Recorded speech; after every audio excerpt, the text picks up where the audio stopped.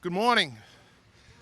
Today we're here to unveil some of the work we've been doing with our Fall River Building Blocks program. My name is Mike Dion. I'm the Director of Community Development. My office works with our Planning Department and our Inspectional Services Department in determining what buildings we're going to knock down and what buildings we're going to rehab. So today we're in front of 230 Lawton Street, a piece of property that's been a problem for many years. We want to let the city of Fall River residents know that we're taking these neighborhoods and looking at them and doing what we need to make them safe. So I'd like to introduce at this time the person that has really brought back the Building Blocks program. Was really looking for a way to solve the issues in the neighborhoods with abandoned and dilapidated properties, and he's really been a leader on this initiative. So I'd like to have Mayor Coogan come up and say a few words. This is progress in the city of Fall River. When you're going and coming from Lawton Street today, look at the houses that abut this piece of property and ask yourself, would I like to live next to this? This is what we have to do across the city, not in the south end, not in the north end, but across every neighborhood in Fall River. We're going around, we're identifying properties. As Mike said, some we already identified and put people on notice. They've started repairing them. They've started renovating them. That's how it's supposed to work. This one is too far gone. I was talking to Chief Lynch a few minutes ago, and he said we've already been looking at this for a couple of years, and that's a couple of years too long. We want to make these neighborhoods livable for everybody, and I can't believe that the people living close to this thing will not be glad to see it go. And we're going to do that today. We're going to do another one on Henry Street. We did one yesterday down on Hope Street. And we're going to keep moving as we go through these dilapidated, blighted properties that are nothing but a drag on a neighborhood. And I feel bad for anyone that has to live next to them. And we're going to do what we can to get rid of them. And that's probably all I'm going to say today. And I'm going to let the guys do the work knocking it down unless somebody has some questions. Joe? So how does this great effort, it's been done before. I just talked to a neighbor. She said the neighborhood's been trying to get this down a couple of administrations ago. But how does the city recoup their money? We will lien the property for the amount of the demolition, and when the land sells, we'll get our money back. We're going to be first. I think we're first in line on the lien, right? Yes. So we'll be able to put down the amount of the demolition of a house like this is about $23,000, a little more. So we'll put the lien on it, and when the property sells, it's a nice lot in a nice neighborhood, so we're pretty sure this will move, and we'll work with the owner going forward, but the money will be sitting until this property moves. We'll get our money back. Mayor, it's a quality of life issue. Absolutely. Tell us about it. It is a quality of life issue. Far too many times in Fall River, you drive down a street or you go around the corner and there's one house that stands out as a drag on the entire neighborhood, and we don't need it. We will do anything to help people bring their property back up to standards, renovate it. Mike jumps through hoops to help people if they need low interest money to renovate their property, and we'll continue to do that. So this is what we're doing, and when they go too far, we're going to knock them down. You have a list of others Oh, that absolutely. are Yeah. targeted for demolition, and one other you're going to do today. Well, yep, that's 3, and then we'll go to the next list. We're doing 3 this week, and then we'll keep working on the next one. When I took office, there were 200 plus abandoned properties in the city. I think we're down to what, 80? About 80, something like that. So we're moving that number down, and to be fair, the market is also controlling a good part of it. Right. You've torn all those down. No. We sold them, renovated them. People step in and pick it up. Like I said, the market in Fall River is extremely hot, and people want to buy here. They're not afraid to take a chance on a piece of property and say, good, I can put in granite countertops, new bathrooms, let's go. What do the neighbors tell you when they have something like this in the neighborhood? I think the neighbors will probably be having a block party tonight because this eyesore is gone. We did the same thing on Hope Street yesterday. I drove by there this morning, and it's a pile of rubble that's going to be removed later today and capped. These things just are draws for people that don't want to belong in a neighborhood that come around. Pests. Let's get rid of it and do our best to make Fall River more livable. Any idea how long this one's been abandoned? I really don't know. 3, 4 years?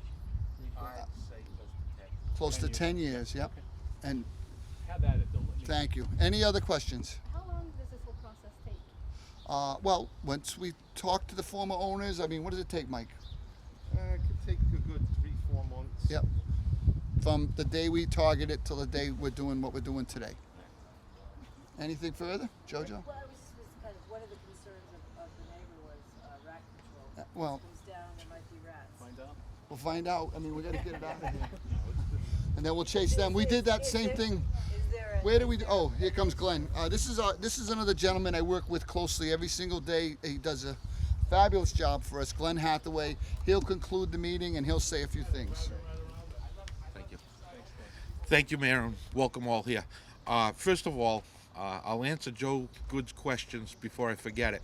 So there's a process that we have to follow per the building code in order to remove these houses or get them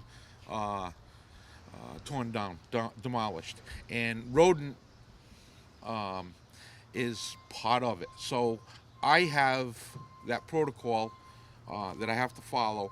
And with that said, I hire a company to come in and they do rodent harboration throughout the whole house, the property, and then they certify it with a letter to me stating that it's been completed. That's one of the things. The other thing is, according to the building... Sorry, is that before demolition? Oh, that's weeks before demolition. Yeah, we're feeding them, we're taking good care of them well before demolition occurs. And that's part of the permit process in order to get a demolition permit. Utilities have been cut. That's part of the demolition process. There is a survey done through a survey board that the building code outlines, which consists of the city engineer, the city fire chief, myself, and an independent individual that holds a construction supervisor's license and is let's say, free from all of the city work. He's an independent person that you ask to volunteer to do it, and they give you a letter in regards to the conditions of the house, and they make the recommendation to see if I'm right in order to proceed for demolition. So there's, I think it's 4 individuals: the fire chief, engineer, disconcerted citizen is the word I'm looking for. In regards to the demolition process. And then it goes out to bid and we give it to the lowest bidder, and they have to abide by the rules such as cut the water and sewer, cap it, to make it safe until the land is redeveloped. In answer to your question prior to, so community development, this one here is being funded by Community Development Agency. They are going to be the first lien holder on this property through the demolition. Whatever the demolition cost is, they are the first lien holder. Anything after that, such as the rodent harborage and the expenses that I incur through the building department for demolition, I'll be the second lien holder because they're funding this project through the request of the mayor's office. So the city will recoup itself. Yes. Who's doing the demolition? Corey Excavation. I do want to say one more thing that I was just told by Corey Excavation. The owner of this property here has told the guys not. Oh, I'm sorry. The owner of the property that abuts it said, "I'll run the grill at lunchtime for you guys." Thank God for doing this for us today. So if we can get this going, we'll move on to the next one at Henry Street. And again, there won't be any press event there. We just want to see what it's like. But thanks everybody for coming out right now. Could you say your question? Spell my name: GLENN. Hathaway. Mr. Hathaway, can you talk about some of the financial incentives that are available for people, whether it's low income, what's available for someone to take on and become involved with building blocks, a personal citizen? I'll let Mike answer that because Mike is in control of that. The money man. Yeah, we have a lot of incentive programs. We do give low interest loans and grants to anybody looking to purchase or rehab a property in the city. There is restrictions, income restrictions. We do lead paint abatement for people. We also do handicap accessibility. We do grants for also asbestos related and hazardous materials that are in the building. We've been doing it for many, many years. Right now I have, we just finished up 2 projects, one on Bradford Avenue under the Coogan administration, which was veterans housing, 3 units of veterans housing. We did another project on Peckham Street. And right now I have 2 new projects that are happening, one on Donley Street and one on Murray Street. And both of those are vacant and abandoned properties that are rehabable. Some of these properties can't be rehabbed. The ones that can be rehabbed, we try to do that. We also work very, very closely with the families, the owners of these properties, so it doesn't get into this state of disrepair. One of the things that I just want to say is with all seriousness is that, landlords need to take care of their properties.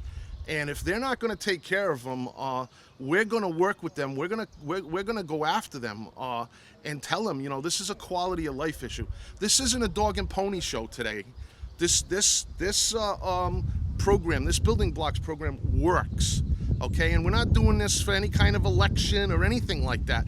We are going after these properties going forward because it needs to be done. So, again, the mayor came to me 6 months ago and said, we need to do something about this. And I told him about the building blocks program, and we worked with Glenn and his group and minimum housing in the fire department, so it's going to be a change the way we do things in the city. We're going to bring back some of the good times, and hopefully I can work one of these machines maybe. I never worked one, so.